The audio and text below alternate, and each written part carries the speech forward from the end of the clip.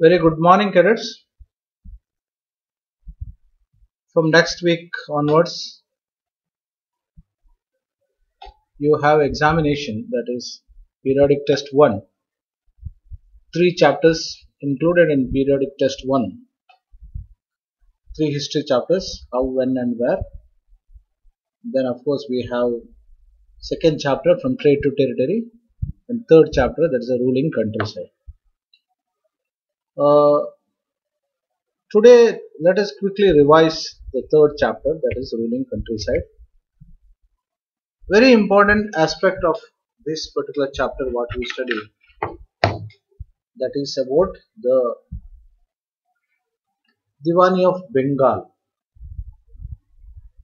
Diwani of Bengal, Robert Clive accepting the right to collect the tax. So in 1765, British government received the power of Diwani of Bengal. According to the Diwani of Bengal, it is received by Robert Clive, but according to because the activity of taking the Diwani of Bengal, it may be a low key profile, but Robert Clive painted it in a very high profile manner because he wanted to show that it is one of the greatest achievement in the life of British East India Company.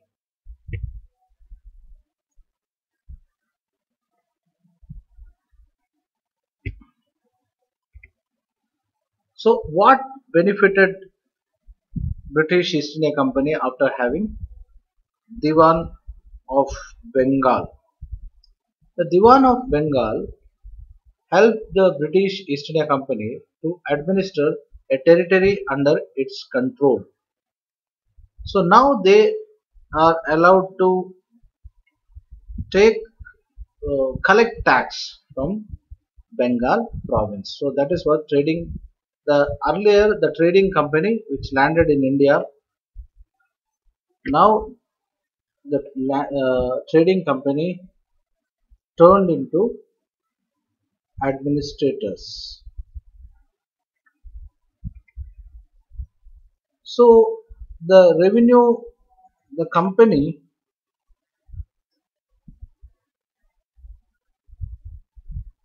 started getting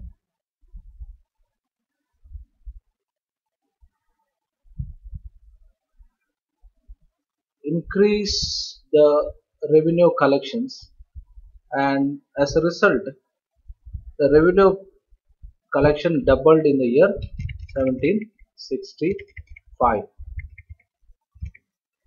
Okay, so the revenue collection is increased in a huge quantum.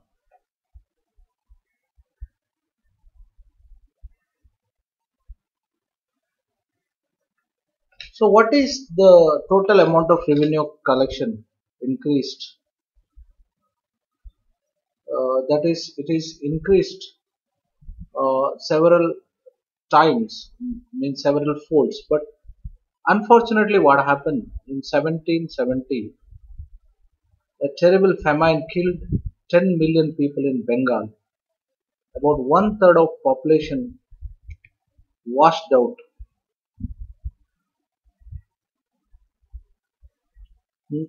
Now what happened?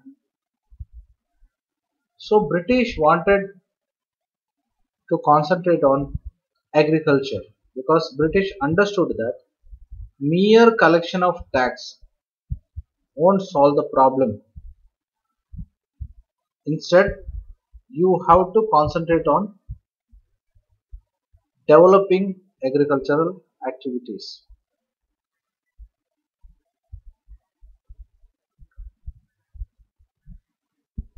So what the British had introduced, that is the taxation system, So the first taxation system introduced by the British was permanent settlement system. Of course, I explained everything in detail, but permanent settlement system introduced in the year 1793. So according to the permanent settlement system, power is given to zamindar. Power is given to zamindar to collect the tax. That is what is here. Power is given to zamindar to collect the tax. That's why permanent settlement system is also called as zamindari system. So permanent settlement system, it's not worked well. The reason for that is many zamindars were failed to collect the expected amount, so they were forced to surrender their land to the British East India Company. That is what zamindars found difficult to pay the tax. So anyone who failed to pay the revenue lost his zamindari.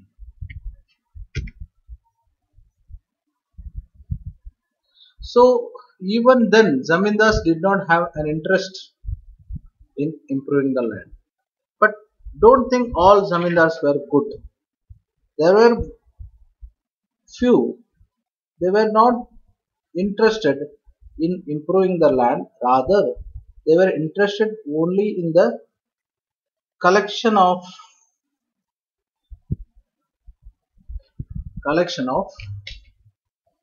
a high revenue. So that is what. So now he wanted to take out revenue without working. So even zamindars did not have any interest in improving the land, because now they started getting huge lump sum amount as a tax. Then we of course studied about Mahalwari system. The Mahalwari system of taxation, the British East India Company believed that the Mahalwari system is extremely oppressive. Sorry, the permanent settlement system is extremely oppressive. So the next one what they done is they tried to introduce one more system, that is called Mahalwari system. So Mahalwari system, what is Mahal? Mahal means a village or group of villages. So by the early 19th century, many company officials were convinced that the system of revenue had to be changed again.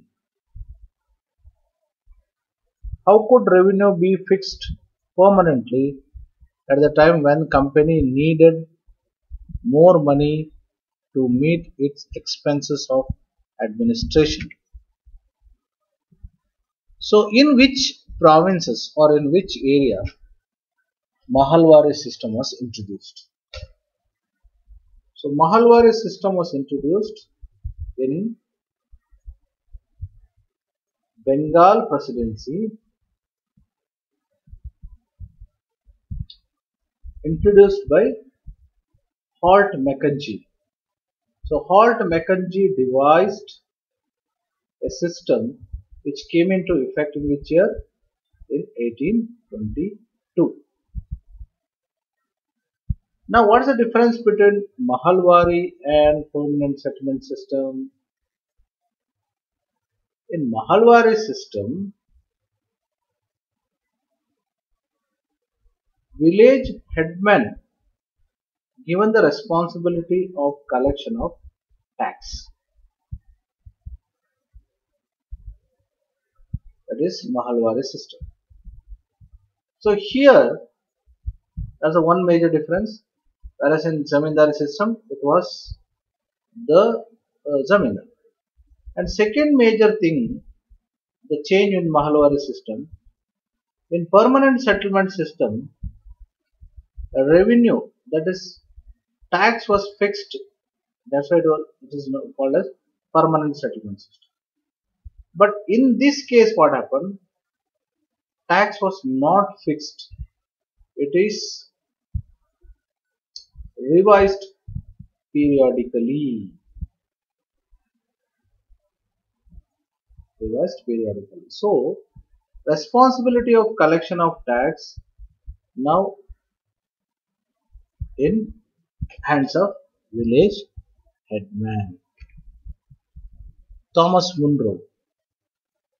Let us understand about third taxation system, that is Monroe System, or popularly known as Mahalwari.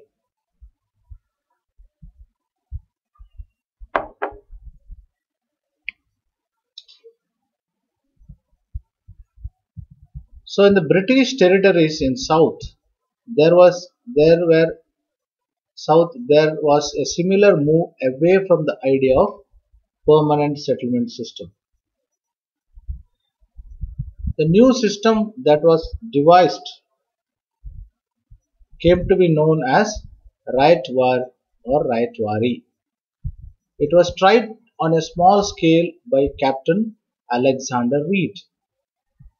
In some of the areas that were taken over by company after the wars with Tipu Sultan. So what is Mahalwari system? Mahalwari system was introduced by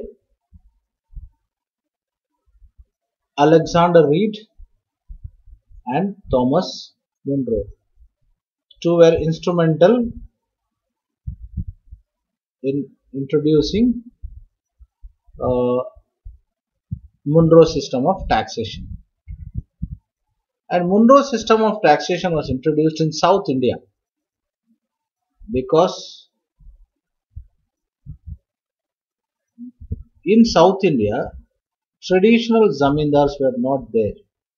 So they were unable to introduce the taxation. That's why they wanted to introduce Monroe system of taxation.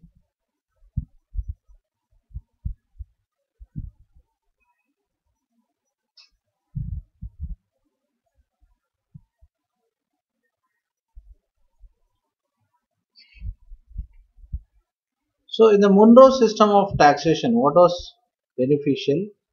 That is purely one-to-one facility. That means it is only person used to pay the tax directly to the gumastas or to the British officers.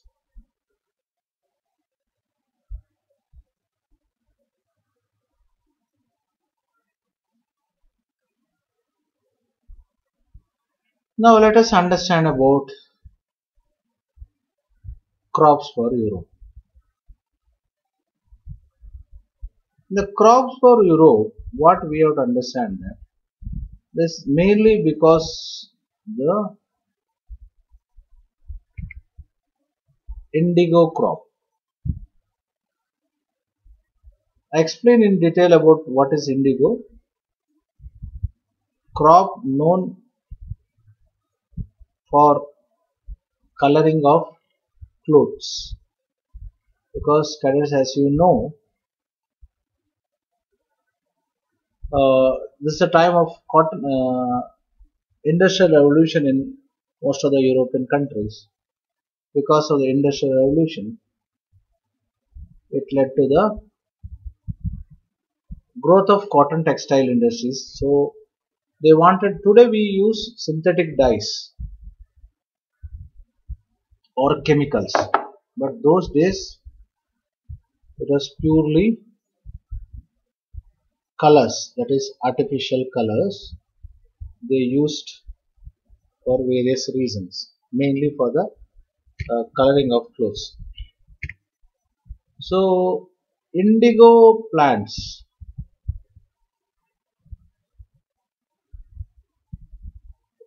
mainly indigo plants used for coloring the clothes.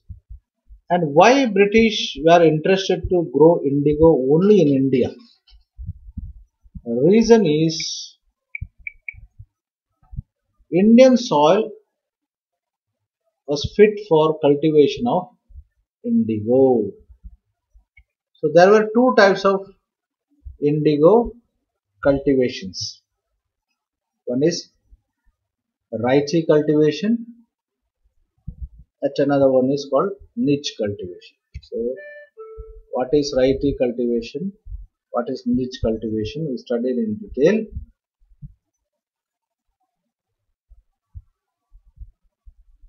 The French started cultivating not only so India one country, but there were other places like in Caribbean islands, Portuguese, Brazil, and other places also indigo cultivated as a plant crop.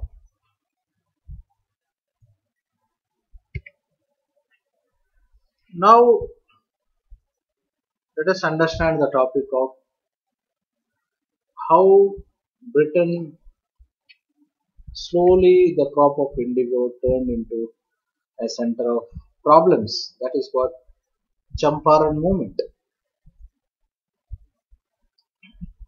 and change of British administration. So there are two main system of indigo cultivation. One is niche, second one is Raichi cultivation. Within system of niche cultivation, the planter produced indigo directly controlled and by him. So problems of niche cultivation.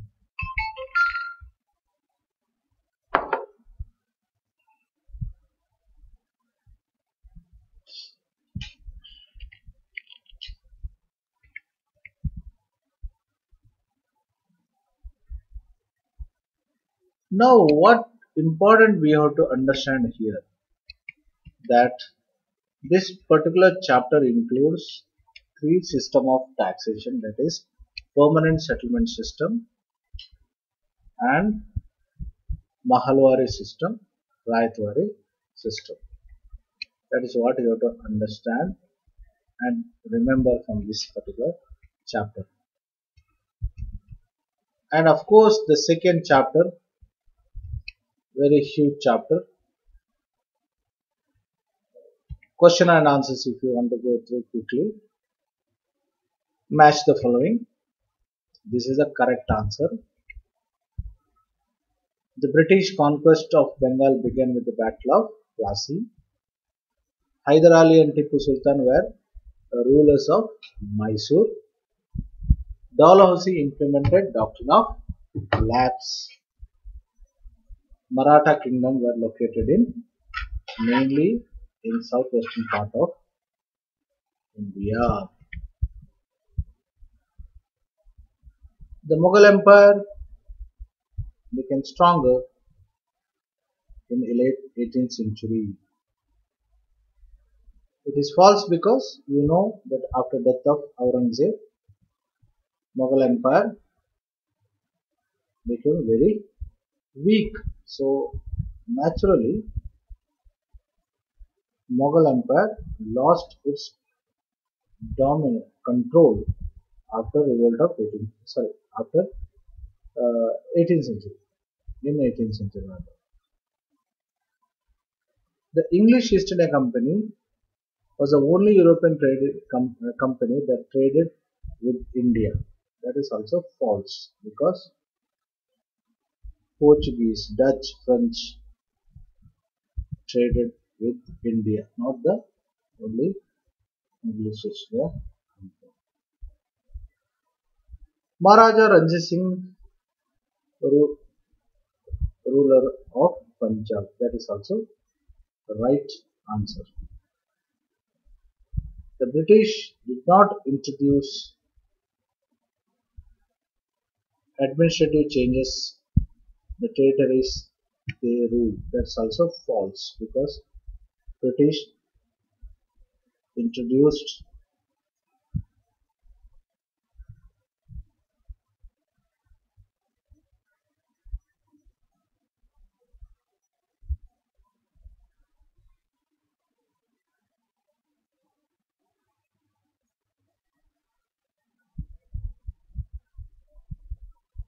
So